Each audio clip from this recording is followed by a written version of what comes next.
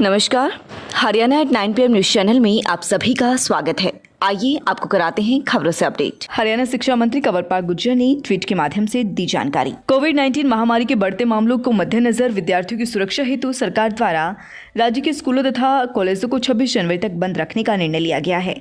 Online शिक्षण जारी रहेगा, जिसमें आगामी परीक्षा की तैयारी पर केंद्रित होकर स्कूल व कॉलेज आवश्यक कार्यवाही करेंगे। सिसाना गांव से चुरापोस्ट सहित युवक गिरफ्तार। सीआईए खरखुदा की टीम ने सिसाना गांव से 22.5 किलो से ज्यादा चुरापोस्ट के साथ एक व्यक्ति को गिरफ्तार किया है। आरोपी सिसाना गांव का रहने वाला हरिकृष्ण है, जिसे 2 दिन की पुलिस रिमांड पर लेकर पूछताछ की जा रही है। आरोपी कब से इस नशे के कारोबार में संलिप्त है और किसके साथ मिलकर वह कहां से चुरापोस्ट को लेकर आया था, इसकी खरखुदा पुलिस जांच कर रही है। सीआईए खरखुदा को सिसाना के खेतों में बनी कमरे में चुरापोस्ट बेचे जाने की सूचना मिली थी।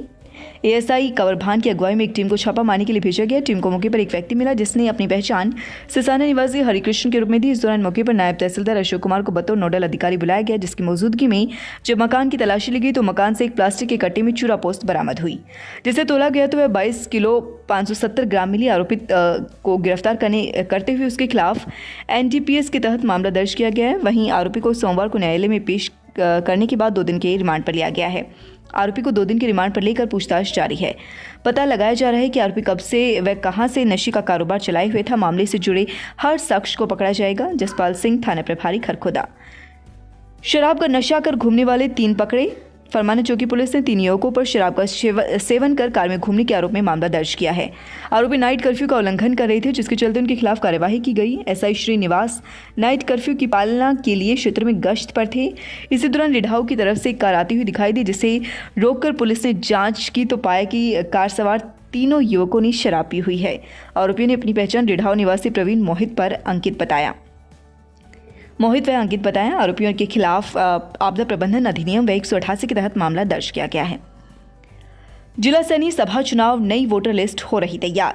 जिला सैनिक सभा का 3 वर्ष का कार्यकाल समाप्त होने के बाद नई कार्यकारिणी के गठन से पहले नई वोटर लिस्ट तैयार की जा रही है, जिस पर समिति की तरफ से दावे आपत्तियां मांगी गई है। संरक्षण कमेटी के सदस्य डॉक्टर राजवीर सैनी का कहना है कि 28 फरवरी तक कोई भी सदस्य इस वोटर लिस्ट पर दावा या आपत्ति जता सकता है, जिसके बाद इसे फाइनल कर दिया जाएगा। उन्होंने कहा कि वोटर लिस्ट को जिला सैनिक सभा के भवन पर चस्पा दिया गया है, जहां पर कोई भी व्यक्ति पहुंचकर जांच कर सकता है। उन्होंने साथ ही कहा कि कुछ लोग खुद को नई कार्यकारिणी का पदाधिकारी बता रही हैं, जबकि हाल समय में कोई कार्यकारिणी का पदाधिकारी नहीं है। चुनाव होने पर इसका फैसला होगा। चौपट हुई शहर की पेयजल सप्लाई, 3 दिन से लोग परेशान। शहर में 3 दिनों से पेयजल संकट गहरा जाने से शहरवासियों को काफ़ी परेशानियों का सामना करना पड़ रहा है। विभाग अपने ट्रांसफार्मर को ठीक नहीं करा पाया। मामले की शिकायत एसडीएम तक पहुंच गई। बीते 6 दिनों से शहर में पेयजल किल्लत का सामना लोगों को करना पड़ रहा है। पहले जहां बिजली लाइन में दिक्कत आने जाने के कारण शहर की सप्लाई प्रभावित हो रही थी, जब बिजली लाइन के फॉल्ट को दूर किया गया तो जलघर का ट्रांसफार्मर खराब हो गया, जिससे शहर में पेयजल किल्लत और ज़्यादा बढ़ गई। शहर में जनस्वास्थ्य विभाग की तरफ से एक दिन छोड़कर पेयजल सप्लाई किया जाता है। वहीं शहर का भू जल खारा होने के कारण शहरवासी पूर्ण रूप से जनस्वास्थ्य विभाग की सप्लाई पर ही निर्भर हैं। ऐसे में 3 दिन पहले जहां जनस्वास्थ्य विभाग के दिल्ली मार्ग स्थित जल घर की बिजली लाइन में फॉल्ट आ जाने से पानी की सप्लाई नहीं हो पाई, वहीं 3 दिन पहले फॉल्ट को दूर कर थोड़ा पानी सप्लाई किया गया। इसी दौरान जल घर के अंदर लगा ट्रांसफार्मर जवाब दे गया, जिसके चलते 3 दिन से शहर में पानी की सप्लाई नहीं हो पा रही। शहरवासियों को पेयजल नहीं होने के कारण काफ़ी दिक्कतें आ रही हैं। लोगों का कहना है कि कई दिनों तक पेयजल सप्लाई न होने की सूरत में विभाग को चाहिए कि टैंकर भेजकर समस्या को कुछ कम किया जाए, लेकिन इस तरफ विभाग गंभीरता नहीं दिखा रहा।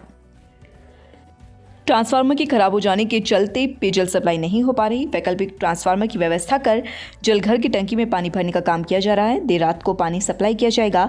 वहीं ट्रांसफार्मर को ठीक करने के लिए विभाग भिजवा दिया गया है।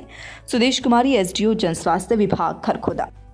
ट्यूलिप अस्पताल सोनीपत के डायरेक्टर डॉक्टर अनुराग अरोड़ा व डॉक्टर अनुपमा सेठी अरोड़ा ने तीसरी डोज लगवाकर लोगों को वैक्सीन लगवाने का संदेश दिया। उन्होंने कहा कि कोविड-19 महामारी से बचाव के लिए वैक्सीनेशन ही एकमात्र उपाय है। ट्यूलिप अस्पताल में बच्चों के लिए भी वैक्सीन के टीके लगने शुरू हो गए हैं। 15 से 18 वर्ष के बच्चे यहां पर टीका लगवा सकते हैं।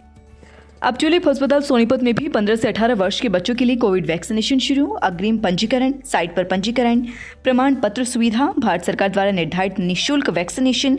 आज से ही वैक्सीनेशन कराएं। सुबह 10 बजे से 4:30 बजे तक। स्थान ट्यूलिप अस्पताल सोनीपत। सिसाना गांव में सिसाना से शहरी मार्ग पर जो नाला निर्माण कार्यवाही चली हुई है, उस नाला निर्माण कार्यवाही को लेकर ग्रामीणों ने सवालिया निशान खड़े किए हैं। ग्रामीणों का कहना है कि नाले का लेवल ठीक नहीं किया गया है और ना ही नाले को सही ढंग से बनाया जा रहा है, जिसके कारण बरसात का पानी ठीक से क्रॉस नहीं हो रहा और नाले के साथ मकानों के बीच में दरारें आई हुई हैं। ना ही लोक निर्माण विभाग के ठेकेदारों ने उन दरारों को ठीक से बंद किया, जिसके कारण नालों का पानी लोगों के मकानों की नींव में जा रहा है, जिससे मकानों को खतरा हो सकता है। मकानों में दरारें आ सकती हैं। ग्रामीणों को भारी नुकसान का सामना करना पड़ सकता है। इस बारे में ग्रामीणों ने भी मामले की शिकायत लोक निर्माण विभाग को भी दी है, लेकिन समस्या का कोई समाधान नहीं हुआ है।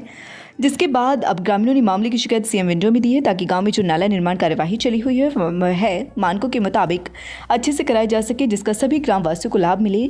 गांव निवासी मंजित का कहना है कि गांव में नाला निर्माण कार्यवाही की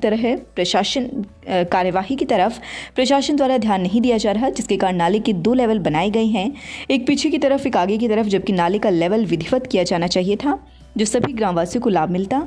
अब आशंका जताई जा रही है कि मुख्य रोड के नालों का पानी इन नालों में पहुंच जाएगा, जबकि इन नालों का पानी मुख्य नालों में जाना चाहिए। ऐसे में सरकार का पैसा बर्बाद होने की आशंका है। उधर लोक निर्माण विभाग के एसडीओ जेपी गुलिया का कहना है कि ठेकेदारों को निर्देश दिए गए हैं कि नाला निर्माण कार्यवाही मानकों के अनुरूप होनी चाहिए, अन्यथा ठेकेदारों पर कार्यवाही की जाएगी। सारे भाई ना, राम भाई, मोहम्मद गांव सिसाना ऑन सेरी रोड। ये देखो भाई साहब, दीवार में पानी मरने लग रहा है। इधर ला भाई, देखा ये दीवार में पानी मरने लग रहा है।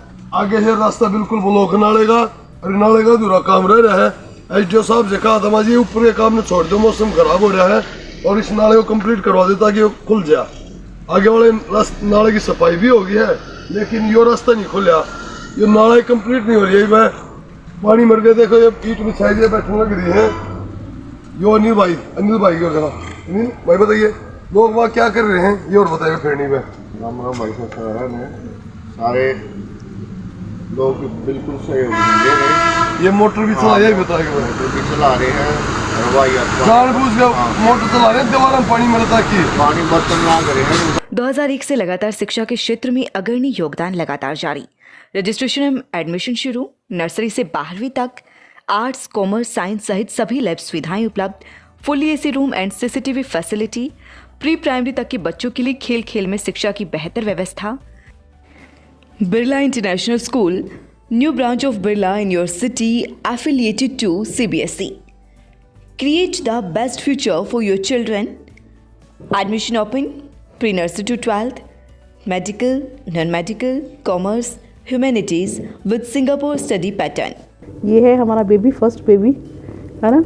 इसका भी 9 मंथ्स का एक्सपीरियंस यहीं से ही शुरू हुआ है और बहुत अच्छा रहा है, एंड वी आर हैप्पी कि ये इस हॉस्पिटल के अंदर हमारे पास आया है। Saini health care medical store, Delhi road, Kharkhoda.